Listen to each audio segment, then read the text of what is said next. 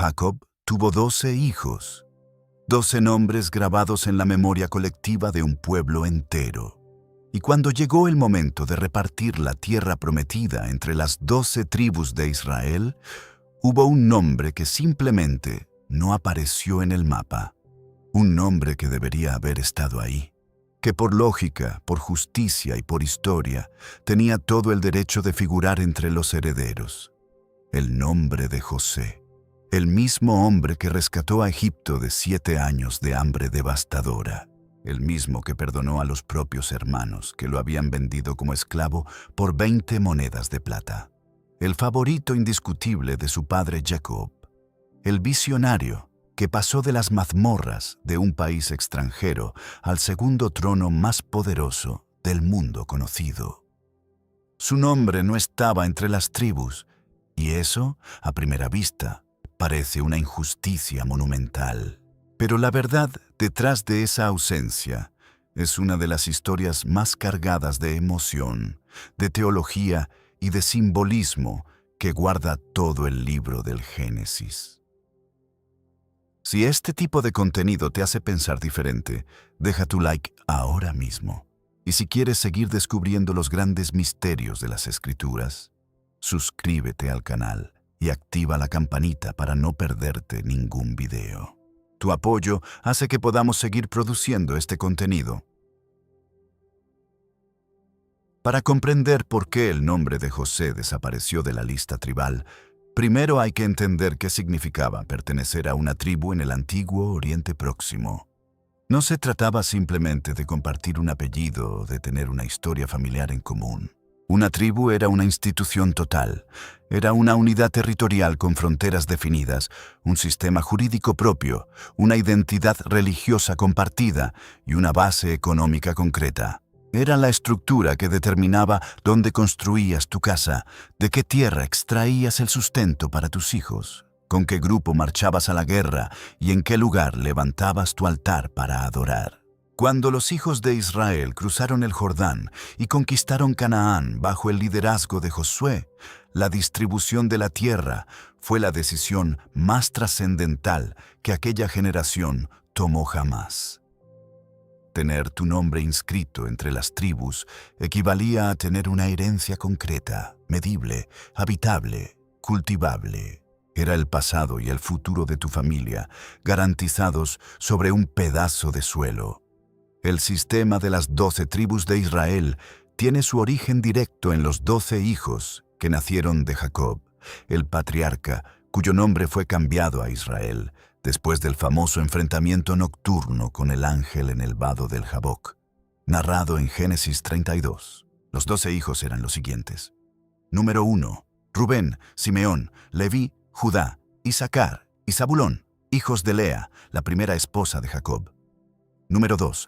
Dan y Neftalí, hijos de Bilhá, sierva de Raquel. Número 3. Gad y Aser, hijos de Silpá, sierva de Lea. Número 4. José y Benjamín, los 2 hijos de Raquel, la esposa amada, la preferida del corazón de Jacob. 12 hijos, 12 nombres. La expectativa natural de cualquier lector es que esos 12 nombres generarían 12 tribus exactas.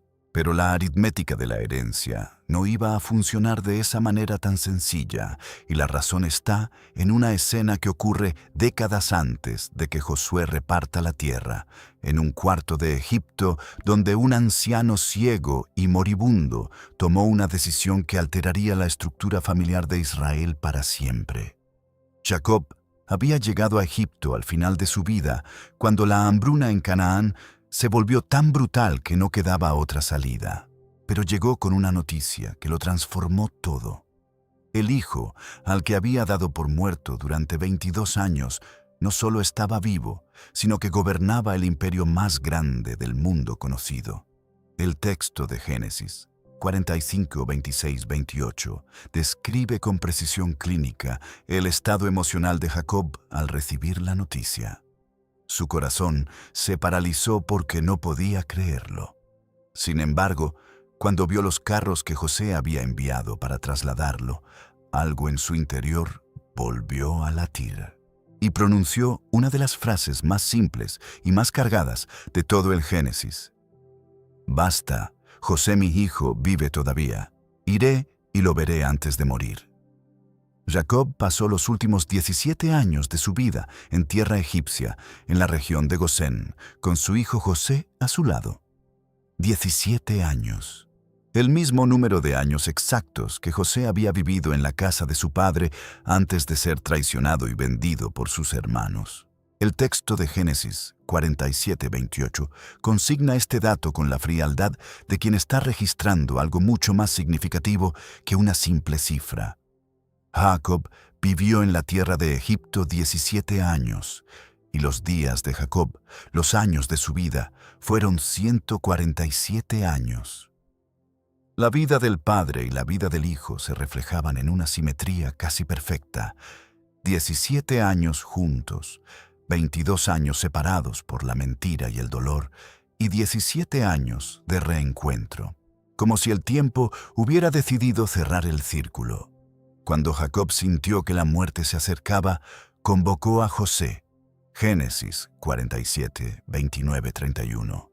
Narra ese momento con una solemnidad que recuerda a los grandes pactos del Antiguo Testamento.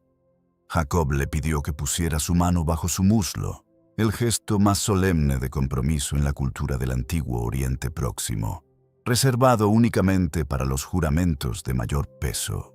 Le pidió que no lo enterrara en Egipto, sino en la tumba de sus padres en la tierra de Canaán.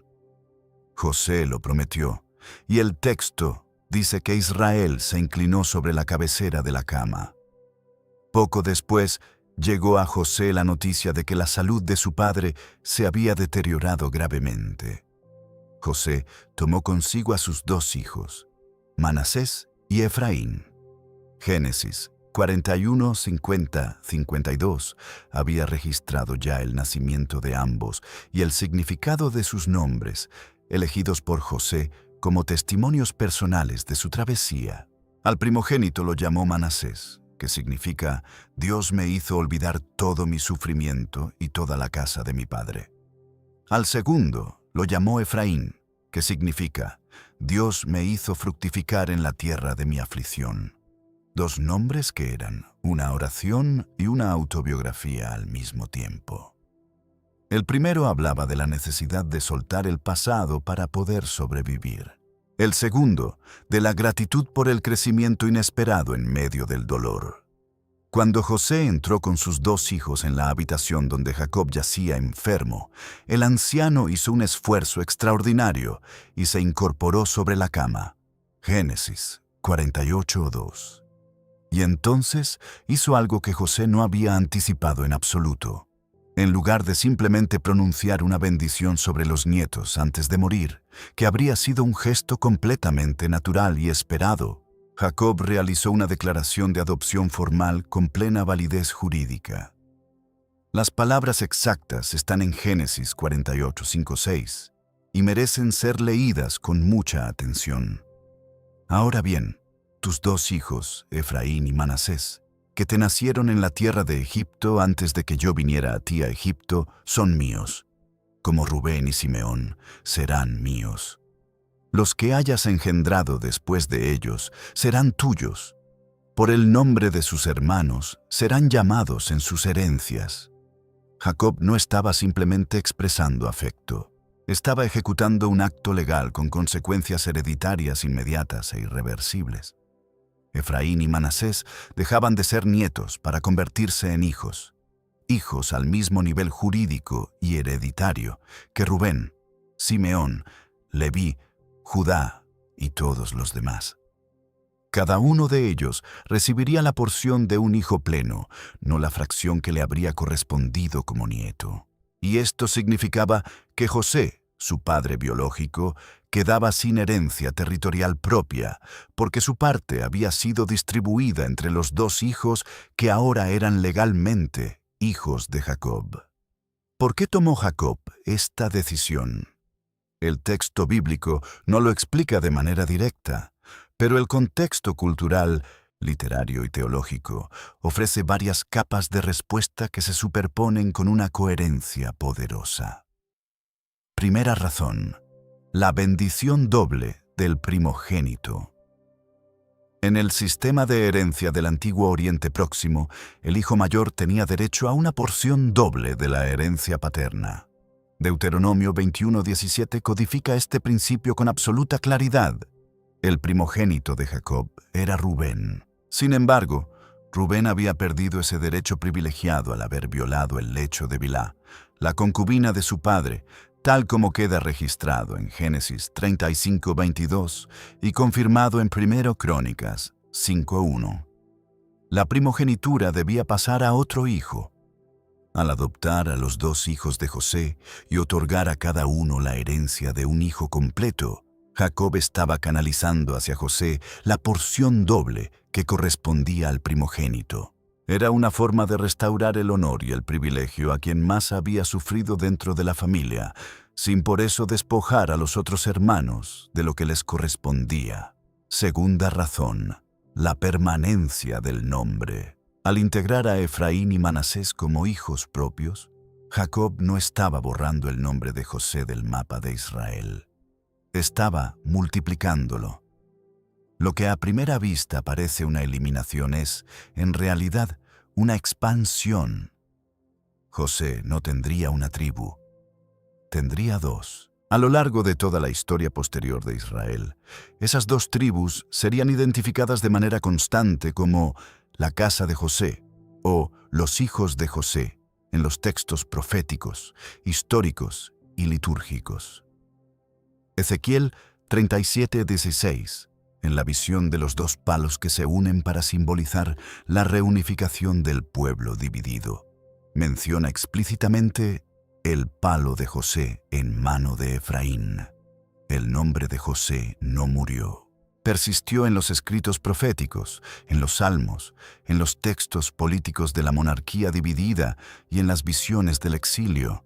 El olvido que su nombre parecía sufrir al no aparecer en la lista tribal era, en realidad, una presencia amplificada. Tercera razón. El peso emocional de un padre que recuperó lo perdido. Esta es la capa más humana, y el texto la deja entrever con una delicadeza extraordinaria.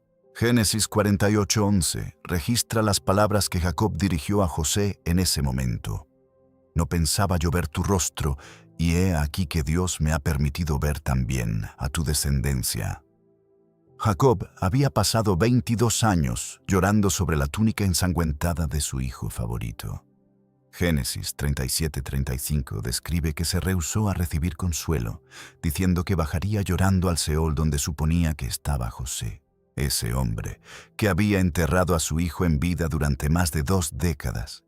Ahora no solo miraba al hijo, sino a los hijos del hijo. La adopción era la manera más definitiva, más culturalmente elocuente y más jurídicamente permanente de decir: tú siempre fuiste mío. Todo lo que perdimos está siendo devuelto con creces.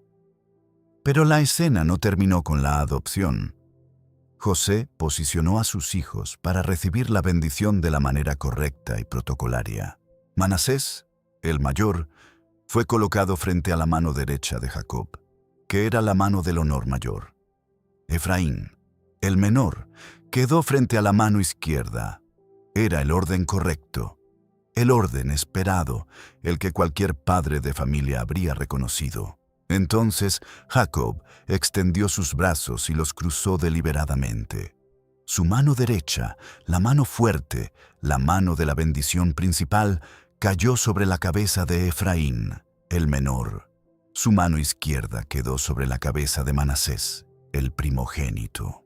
Génesis 48:14 lo describe con una precisión que descarta cualquier interpretación de accidente.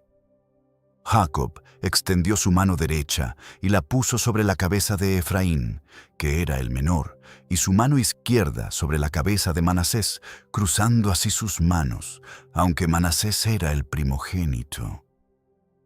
José se incomodó. El texto de Génesis 48:17 lo dice sin ambigüedades. Intentó corregir a su padre, tomando la mano de Jacob para moverla de la cabeza de Efraín a la de Manasés. Pero Jacob se negó. Su respuesta está en Génesis 48:19 y es una de las afirmaciones más memorables del Génesis. Lo sé, hijo mío, lo sé. También él vendrá a ser un pueblo, y también él será engrandecido, pero su hermano menor será más grande que él, y su descendencia llegará a ser la plenitud de las naciones. La expresión hebrea utilizada aquí, Melohá Goyim, es extraordinariamente significativa. Se traduce literalmente como la plenitud o la totalidad de las naciones. Los comentaristas rabínicos posteriores la asociaron con la idea de completitud y plenitud máxima. Jacob no estaba eligiendo a Efraín por capricho ni por confusión senil. Estaba pronunciando una profecía con consecuencias históricas verificables que se extenderían durante siglos. La elección de Efraín sobre Manasés produjo efectos concretos en la historia de Israel, que el registro bíblico documenta con detalle. Cuando la monarquía unida bajo Salomón se fracturó en el año 931 antes de nuestra era y las 10 tribus del norte se separaron de Judá y Benjamín bajo el liderazgo de Jeroboam, la tribu de Efraín emergió como la fuerza dominante del nuevo reino. Tan dominante que los profetas comenzaron a usar el nombre Efraín como sinónimo de todo el reino del norte, no como referencia a una tribu específica, sino como denominación de las 10 tribus en su conjunto. El profeta Oseas menciona a Efraín más de 30 veces para referirse al reino del norte. Isaías 7:2 habla de Damasco y Efraín como las dos potencias que amenazan a Judá. Jeremías 31:9 registra una de las promesas más tiernas de todo el libro profético con estas palabras: porque soy padre de Israel, y Efraín es mi primogénito. El profeta usa el nombre de Efraín, el hijo menor de José, como el nombre que representa a todo el Israel septentrional. La bendición que Jacob pronunció con las manos cruzadas no se cumplió de forma inmediata, ni siquiera en la primera generación. Pero a lo largo del tiempo, con la paciencia de las promesas que operan en la escala de la historia, la tribu de Efraín creció en número, en influencia territorial y en peso político, de una manera que confirmó la visión del anciano que cruzó sus manos sobre 2 cabezas en un lecho de muerte en Egipto. Llegados a este punto, surge una pregunta aritmética inevitable. Si Jacob adoptó a Efraín y Manasés como hijos propios, y si ambos recibieron herencia territorial propia en la distribución de Canaán, la suma debería dar 13 tribus, no 12. Contemos. Número 1, Rubén número 2, Simeón número 3, Leví número 4, Judá número 5, Isaacar número 6, Zabulón número 7, Dan número 8, Neftalí número 9, Gad número 10, Aser número 11, Benjamín número 12, Efraín, hijo adoptado de José. Número 13, Manasés, hijo adoptado de José. 13. El número sagrado debería haberse roto, pero no se rompió. Y la razón está en Leví.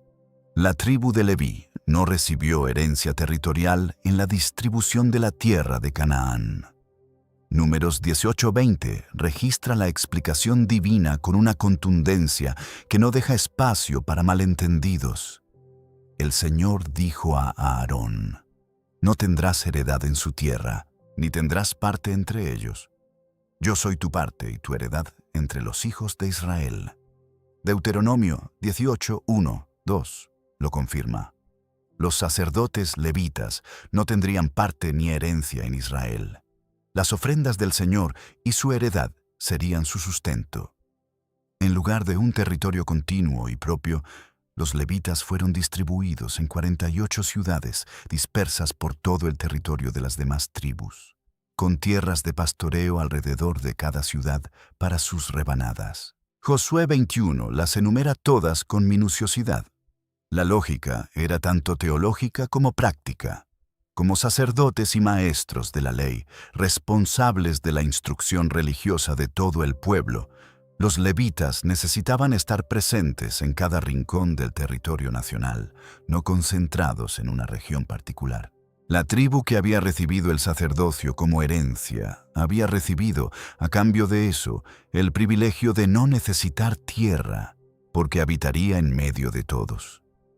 Con Leví, fuera del reparto territorial, la matemática volvía a cuadrar perfectamente.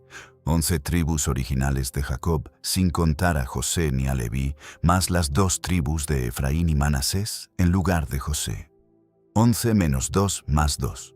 11, y con Leví excluido del territorio, 12. El número sagrado permanecía intacto. La estructura se sostenía, y el nombre de José, lejos de desaparecer, aparecía 2 veces en el mapa. Números 26. El segundo censo del pueblo en el desierto lista las tribus con sus contingentes militares respectivos.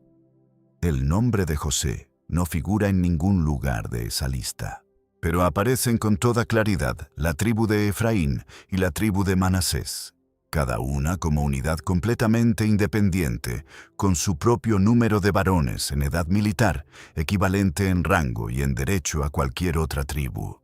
La herencia territorial descrita en Josué 16 y 17 lo confirma.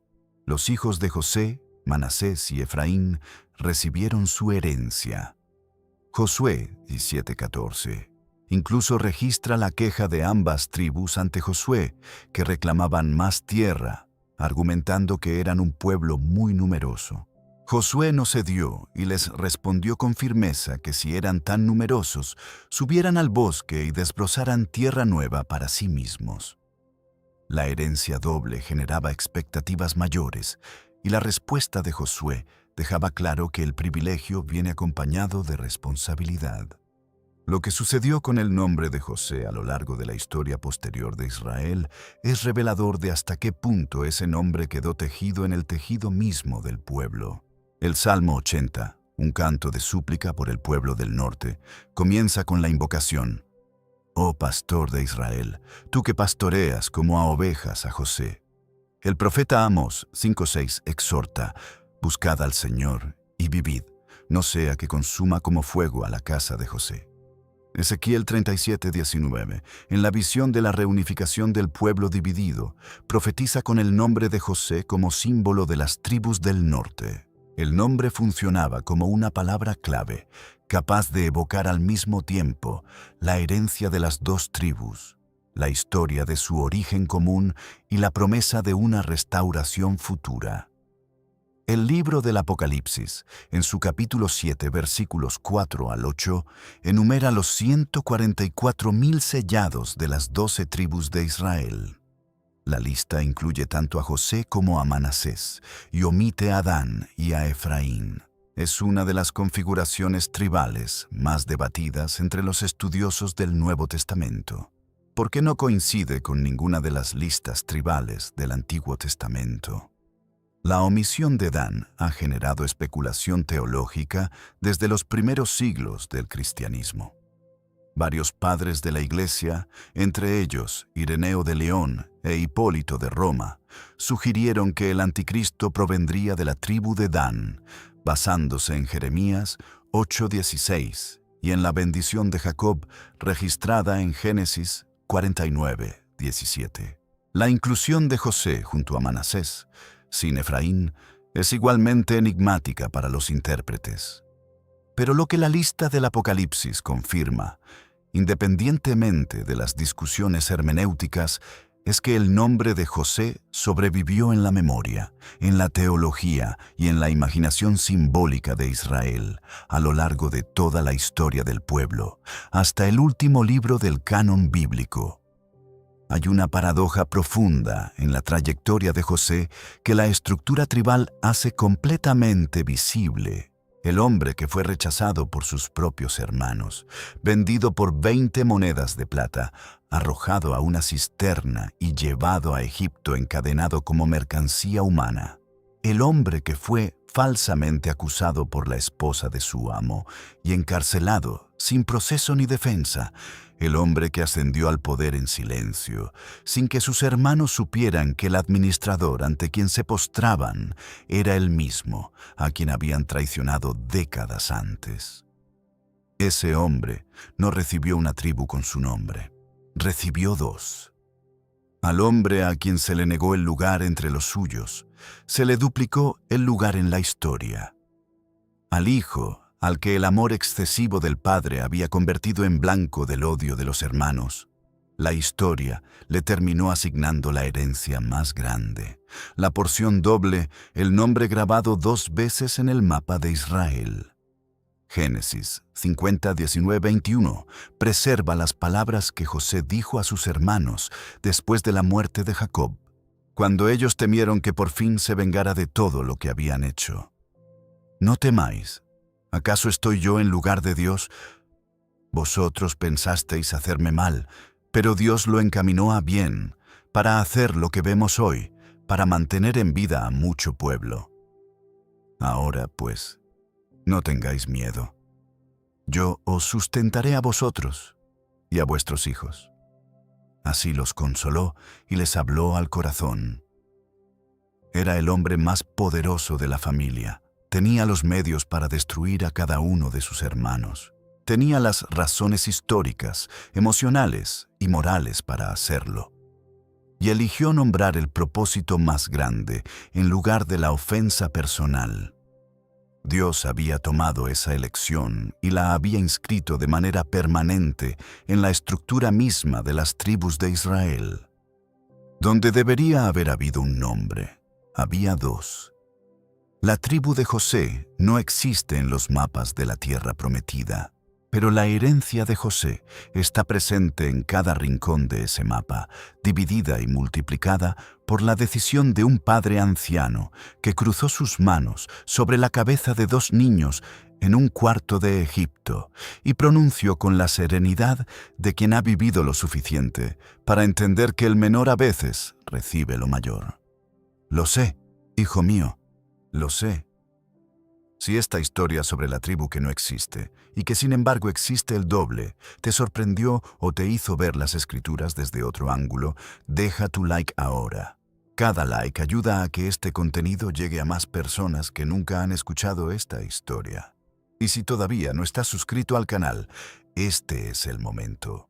Activa la campanita para recibir una notificación cada vez que publiquemos un nuevo video. Hay muchas más historias como esta esperando ser contadas.